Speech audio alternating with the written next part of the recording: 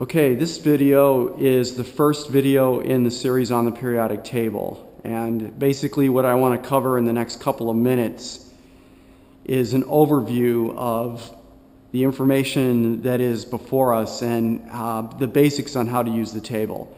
So the first thing is that you see that the periodic table is an arrangement of the elements or what we know basically of the elements that make up the universe. Although there are some that are not shown here down in the lower section of the periodic table. These are the ones that are going to matter to us. Now, the first order of business is to look and see how the information is presented. And in the center of this periodic table, they've selected one box that is a reference to mercury from the periodic table to illustrate the information that's available in each square. The main thing to get from this is that in the center of each square will be an atomic symbol that indicates which element that particular information is associated with. And like I said, in this case, it's mercury. In the case of basis chemistry, you guys are going to need to know the symbols and the names for the first 4 horizontal rows of the periodic table, and I'll come back to that in a moment. There's a number at the top and a number at the bottom, above and below the symbol. The number at the top is the atomic number. This is a reference to the number of protons that particular element has. The importance of the atomic number is that it defines a particular element. So the atomic number 80 is unique to mercury. There is no other element on the periodic table that has an atomic number of 80. All right, so the atomic number is unique to a particular element, and when the atomic number changes, then we're dealing with another element entirely. You'll notice that when you look at the periodic table carefully, that it's arranged by atomic number going from left to right. So the atomic number of hydrogen is 1, and then if we look over here to the right, we see that's followed by helium, which is 2. And then again, we start on the left side with lithium, and then we go to beryllium, atomic number 4, and then to boron, carbon, which is 6, nitrogen 7, and so on.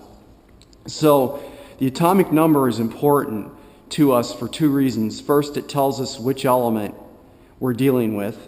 And secondly, for a neutral atom, this is an atom that has no charge, where the protons and the electrons are exactly balanced.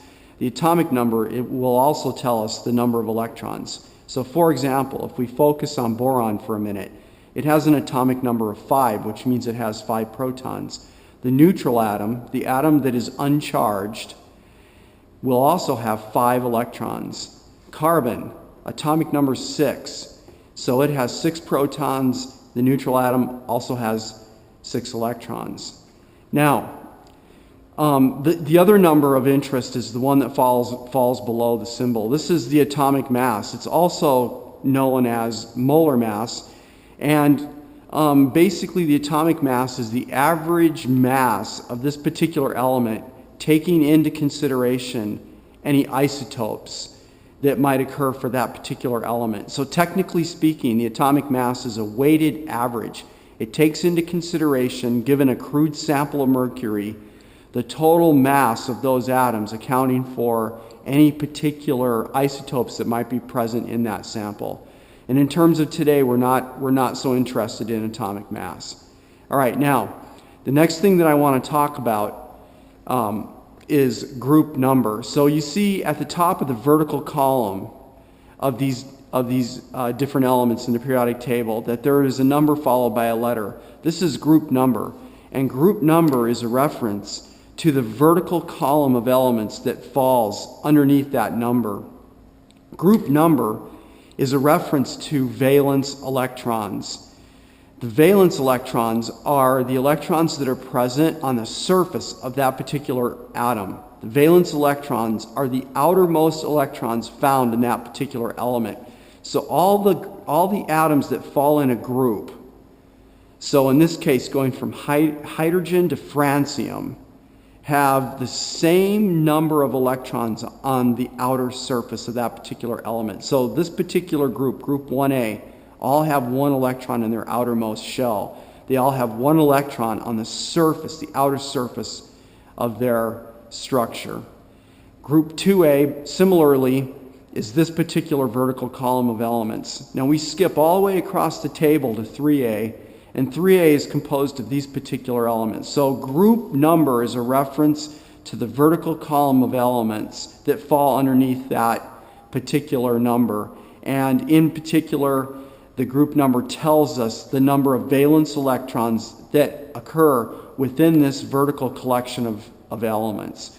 So group number is going to be very, very important to us because basically the elements in a particular group, like if we were focused on group 4A, carbon, silicon, germanium, and so on, these particular elements have similar chemistry and similar physical properties. The reason that they do is because they have the same outer surface as we proceed from the top to the bottom of any particular group.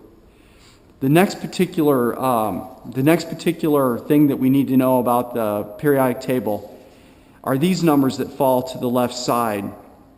These are called period numbers, and they are a reference to the atoms as we move left to right across the table in a particular, along a particular row. So period number 1 includes hydrogen and helium. Period 2, horizontal row, includes lithium, beryllium, boron, carbon, nitrogen, oxygen, fluorine, and neon. Similarly, period 3 includes sodium, magnesium, aluminum, silicon, phosphorus, sulfur, chloride, chlorine, and argon. So period number is a reference to the horizontal collection of elements as we go left to right across the table. This is an important concept because period number also tells us which energy level is being filled by electrons as we move left to right across the table. So if we look back at period number 1, which includes hydrogen and helium, energy level 1 is being filled by electrons as we move left to right. So hydrogen includes also 1 electron, which is in energy level 1.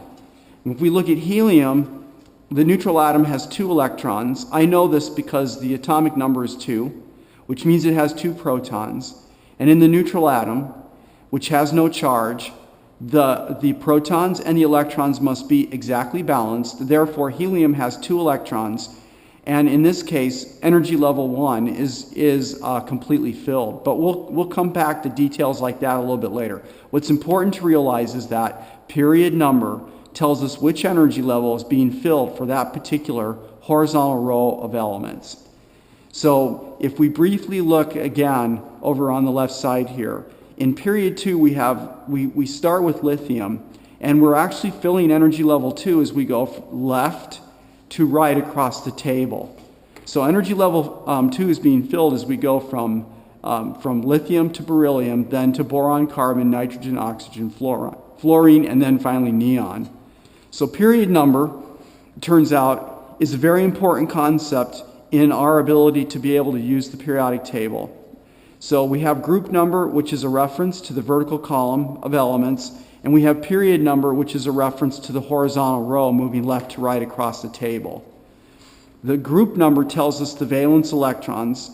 That would be the electrons that appear on the surface of the atoms that appear within this vertical column.